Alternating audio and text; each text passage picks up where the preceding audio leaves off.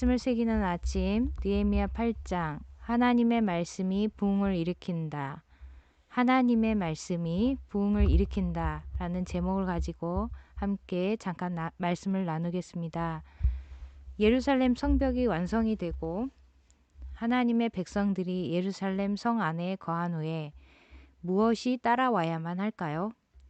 외관은 완성되었고 이제는 무엇이 필요할까요? 내적 강화입니다. 즉 신앙 훈련입니다. 이스라엘 백성들이 제사장이자 학사인 에스라에게 율법책을 가지고 오기를 청합니다. 백성 스스로 하나님의 말씀을 알기를 원한 것입니다. 자발적 신앙의 모습입니다. 우선 우리가 문단을 먼저 나눠보도록 하겠습니다. 1절에서 8절 다시 말씀 앞에 선 백성, 9절에서 12절 회개하고 즐거워함, 13절에서 18절 말씀대로 초막절을 지킴.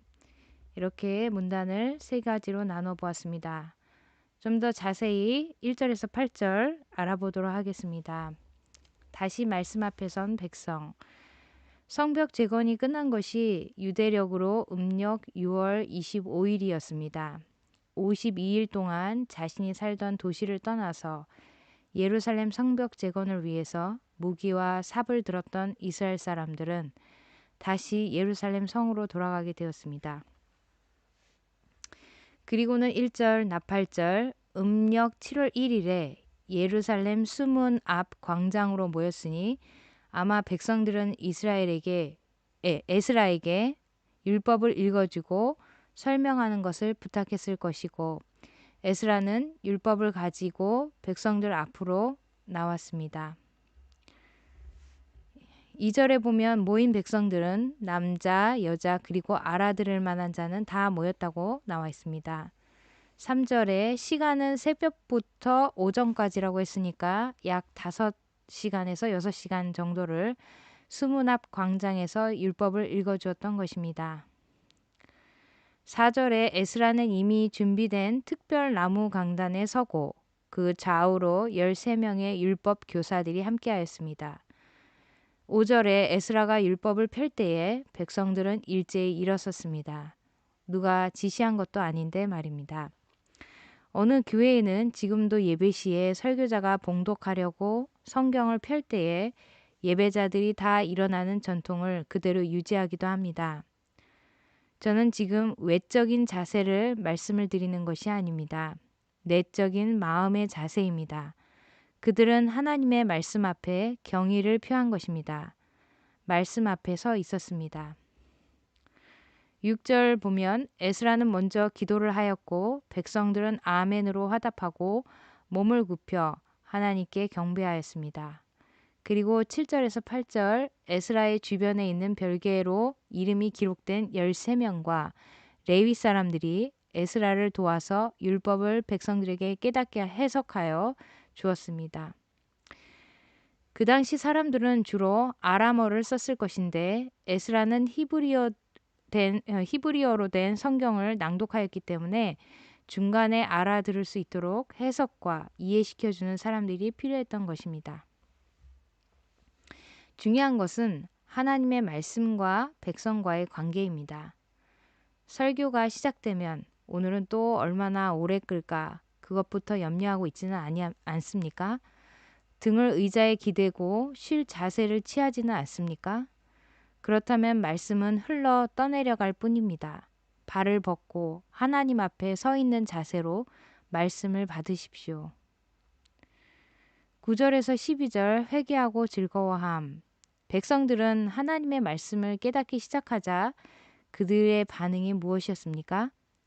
9절 울기 시작했는데 이는 하나님의 말씀과 그들의 삶의 괴리 때문이었을 것이고 죄에 대한 깊은 각성 때문이었습니다. 회개 운동이 일어난 것입니다. 사랑하는 성도님, 회개하고 울어본 기억이 언제입니까? 그러나 하나님 앞에서 우는 것이 전부가 아니고 끝도 아닙니다. 느헤미야, 에스라 지도자들은 백성들이 더 이상 울지 않도록 권하고 느헤미야는 근심하지 말고 하나님을 기뻐하는 것이 힘이라고 선포합니다. 12절 백성들은 순종하여 먹고 마시고 나누며 크게 즐거워하였습니다.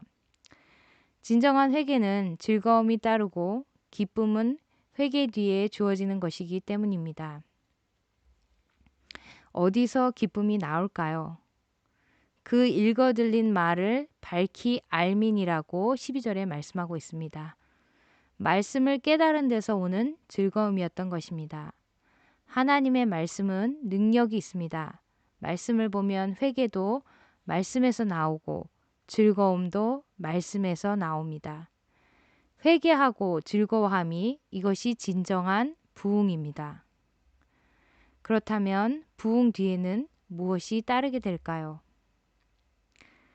13절에서 18절 말씀대로 초막절을 지킴.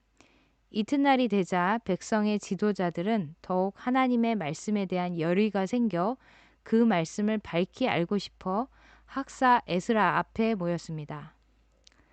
14절은 율법책을 본즉 하고 15절에서는 또 일러스되라고 말합니다. 그들이 율법책을 보면서 헛되이 본 것이 아니라 무엇이라 말씀하시는가를 간절한 마음으로 살폈습니다. 율법책을 보니 7월에 초막절 15일에서 22일까지 지키라고 된 것을 보게 되고 그들은 말씀에 순종하여 초막절을 공포하고 지키게 됩니다. 진정한 부흥에는 말씀에 대한 결단이 있습니다. 순종이 뒤따르는 법입니다. 그리고 순종의 삶에는 큰 즐거움이 있는 것입니다. 17절 사로잡혔다가 돌아온 모든 백성이 초막절을 지키게 되었고 이에 큰 즐거움이 임하였습니다. 초막절은 출애굽 당시 조상들이 광야 생활을 한 것을 기억하게 하는 절기입니다. 초막절을 지키라 명하신 진정한 의도는 무엇이었을까요? 광야 생활을 청산하고 꿈에도 그리던 약속의 땅 가나안에 들어간 것을 소망하게 함에 있는 것입니다. 예루살렘 성벽이 완성되고 거기 성 안에서 거하게 되었지만 사실은 그 성은 영구한 성 안이 아닌 것입니다. 초막절의 정신은 땅의 것을 생각하지 말고 위의 것을 생각하며 이 세상을 넉넉히 이기라고 말씀하신 것입니다. 에스라는 초막절 내내 날마다 하나님의 율법책을 낭독하여 주었습니다. 이 수문 앞 광장에서 일어난 일은 오늘날 우리에게 무엇을 시사해 줍니까? 하나님을 향한 참된 신앙의 감정은 하나님의 말씀으로부터 비롯된 것입니다. 그 감정은 다른 어떤 것으로 불러 일으켜지거나 불이 붙여지거나 할 수 있는 것이 아닙니다. 오직 하나님의 말씀이 하나님의 말씀으로 읽혀지고 들려지고 선포될 때에 참 신앙의 감정이 반응으로 나타납니다. 하나님의 말씀에 대한 그런 열망이 오늘날 우리에게도 존재합니까? 회개 운동과 심령의 부흥 운동은 말씀 운동으로부터 온다는 사실을 붙잡으시기를 축복합니다. 함께 기도하시겠습니다. 하나님 아버지, 오늘날에도 하나님의 말씀을 전하는 모든 주의 종들 가운데 성령의 능력을 부어주시고 하나님의 말씀을 하나님의 말씀대로 증거할 수 있게 하여 주시고 하나님의 백성들은 그 말씀에 합당하게 두렵고 떨림으로 순종하여 반응할 수 있게 하여 주시옵소서. 그러므로 하나님께서 우리 시대의 교회들 가운데 찾아오시고 우리의 심령이 하나님의 말씀으로 말미암아 뜨거워지게 하여 주시옵소서. 예수님의 이름으로 기도합니다.